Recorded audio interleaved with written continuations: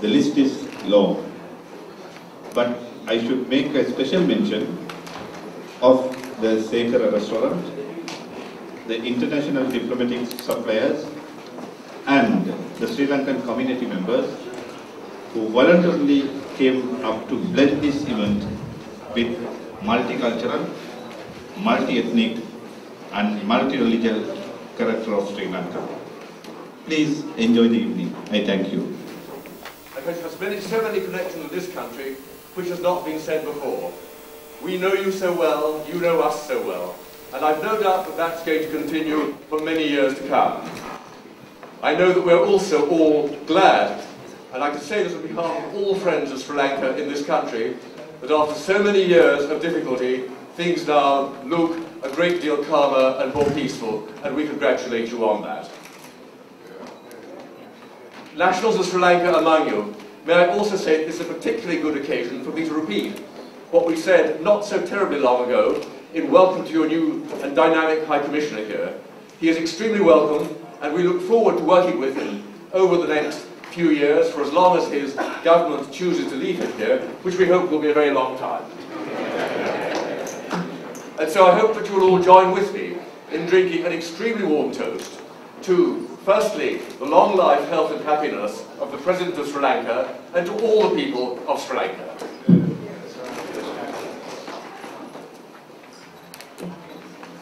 Your Excellencies, members of the House of Lords, members of the House of Commons, Her Majesty's Marshal, ladies and gentlemen, I now invite His Excellency Dr. Chris Nonis, the High Commissioner for Sri Lanka in the United Kingdom, to address this gathering.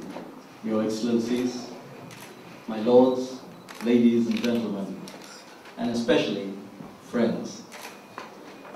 It gives me really a great pleasure to say a few words here today on this 64th anniversary of Sri Lanka's independence. As most of you know, we gained independence in 1948, which was actually the year following that of India. But what is very interesting is that Sri Lanka actually achieved universal suffrage approximately 17 years prior to that, in 1931. And ever since then, the Sri Lankan people, rich and poor, educated and not, old and young, have always tremendously valued their right to universal suffrage and their right to exercise their vote. And as a result of it, ladies and gentlemen, we have had a proud tradition of democracy in our country and have held as paramount the twin pillars of democracy and development in our country since independence. And that is something we're extremely proud of, because from that derives our sovereignty. And that is something we're extremely proud of, the national sovereignty of Sri Lanka. Like many other countries, we've also had challenges following independence. One example was the tsunami. But you know, we're a fairly strong and resilient nation, and we're always united, all races and all religions. The recovery following that devastating tsunami was a perfect example of how we got together, all of us as one community.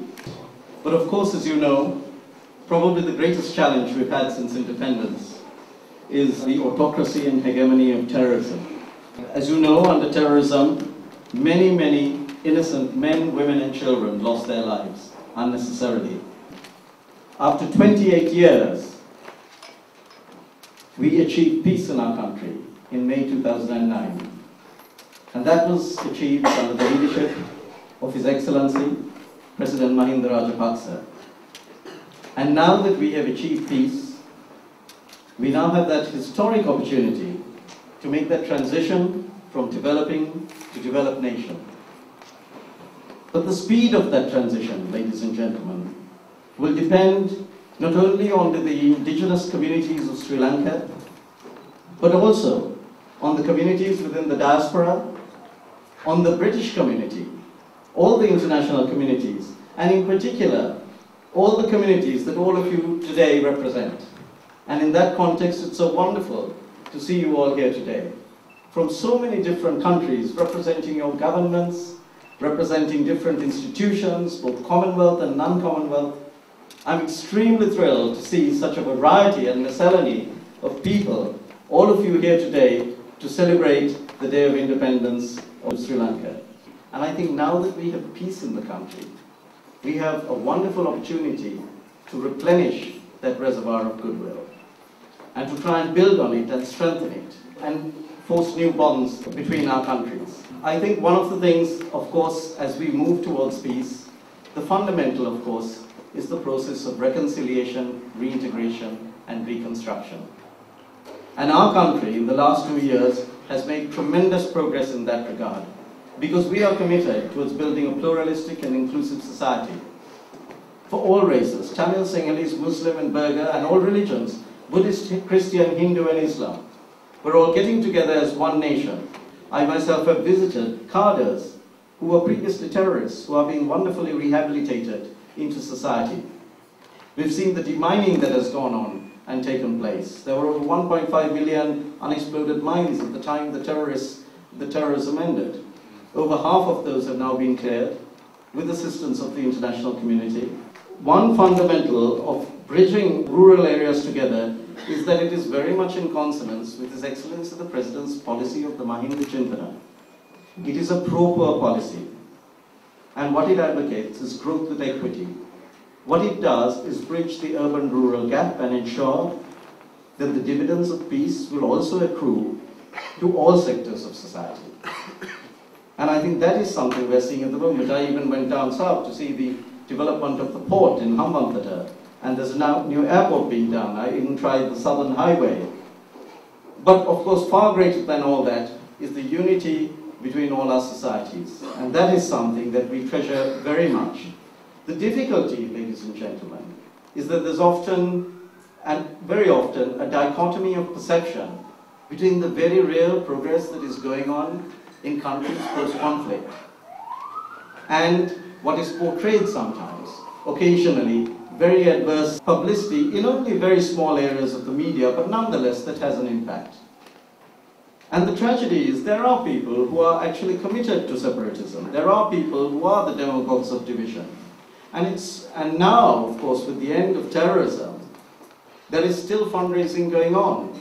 We must very clearly be able to distinguish between those that are actually the majority of people who are genuinely sincere in the efforts, both international and domestic, to create a better Sri Lanka, to be part of the Sri Lankan Renaissance, of a pluralistic and inclusive Sri Lanka. And we must be very careful to separate that from these lobby groups, which actually can be, as I said, demagogues of division and fan the flames of hatred.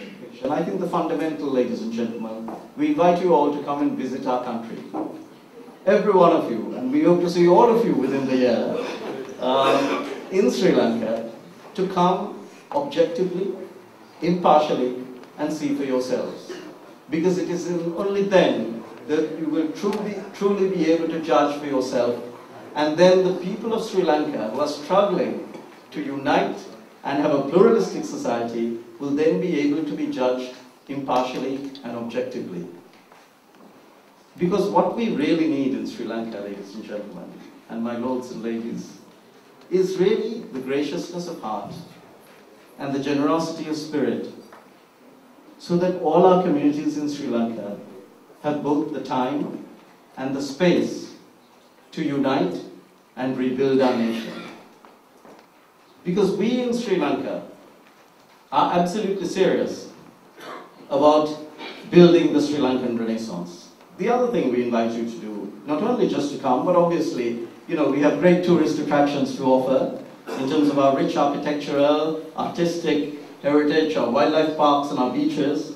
But in addition, for those of you who will invest in the country, as you know, I recently heard Prime Minister Cameron speaking about the value of economic diplomacy and Britain's new thrust in that direction. And that was reiterated just the other day, 2 days ago, by the Foreign Secretary, William Hague. And I think Sri Lanka, today, two years post-conflict, represents a very conducive macroeconomic environment.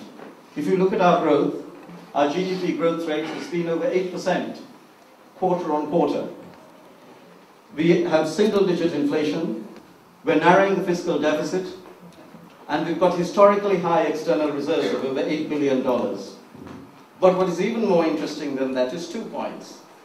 The first is that the number of sovereign bonds, $500 million and $1 billion bonds, have been several times oversubscribed, and that oversubscription is predominantly from international funds. That is a very good index, an independent index of the confidence people have today in the Sri Lankan narrative. And that is something you can derive confidence from.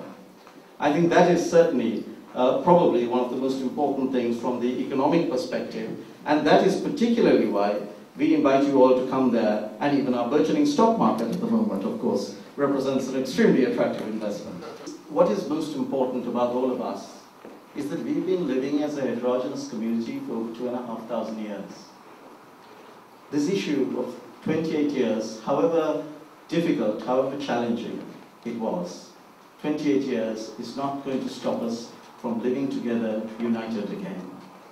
And we sincerely hope that you all join us, because we are committed, we respect the diversity of each and every one of us. We fundamentally, as Sri Lankans, believe that we respect each of us. Each of us is different in our own way.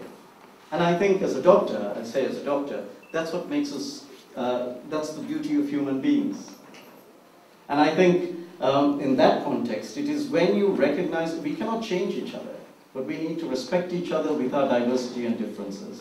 Because it is only when we respect each other's diversity that we provide each other with dignity. And it is when we provide each other with dignity, as we are doing now, that we will ensure a durable and sustainable peace. And in that context, ladies and gentlemen, we are truly uniting as a nation, but it is so wonderful, as I said before, to see all of you here today from throughout the world. And we invite you all to come and join us in our endeavors. I would like to also thank Mr. Charles Gray, the Marshal of the Diplomatic Corps, Her Majesty's representative, and as you know, we as High Commissioners are actually appointed to the Port of St. James's, so I'm deeply delighted that Charles Gray has come here today and graced us with his presence.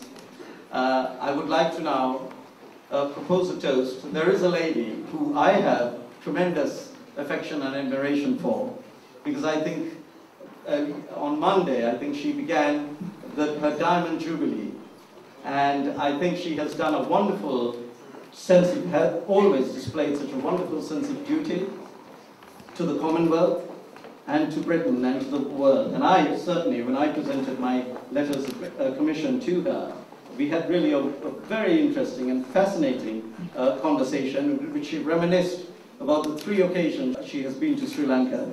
And now that Sri Lanka is hosting the Commonwealth Heads of Government meeting in 2013, we certainly look forward to welcoming not only the 54 heads of state, but in particular Her Majesty and the royal family, and also all of you to partake in Sri Lanka's Renaissance. And on that note, I would like you to all raise your glasses and propose a toast to Her Majesty Queen Elizabeth II. And the people of Britain.